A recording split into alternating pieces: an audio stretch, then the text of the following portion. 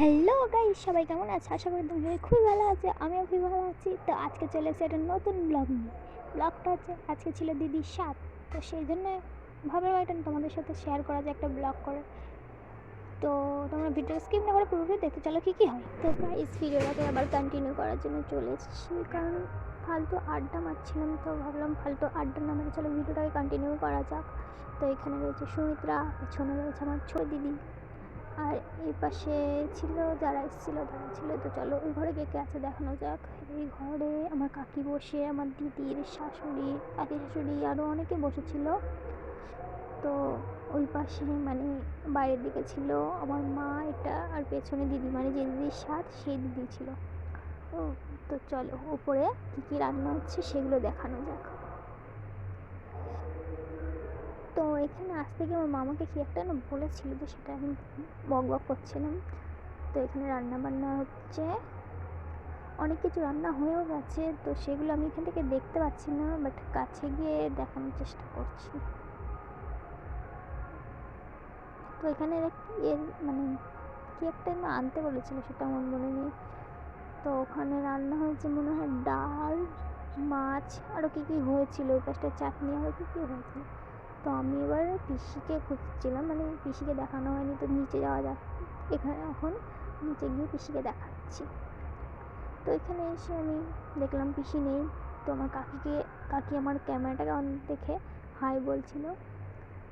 তো এই পাশে এসে দেখলাম পিসি নেই, কারণ আমি পিসিকে খুঁজছিলাম, কারণ আমার পিসি ব্লগ করতে খুবই ভালোবাসে এবং ব্লগ দেখতেও খুব ভালোবাসে। তো আমি এখন নিচে যাচ্ছিলাম পিসিকে খোঁজার জন্য। তো নিচে গিয়ে দেখতে পারলাম এপাশে ঠাম্মা রান্না করছে। তো আমি ঠাম্মাকে জিজ্ঞেস করলাম পিসি কোথায়। তখন ঠাম্মা বললো যে পাশের বাড়ি আছে একটু। তো আমি ভাবলাম তো চলো পাশের বাড়ি গিয়ে পিসিকে দেখানো যাক, কিন্তু পেছন থেকে আমার দিদি বলছিল যে যেতে হবে না, পিসি চলে আসবে, তুই চলে আয়।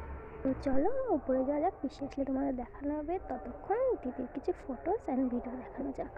তো চলো।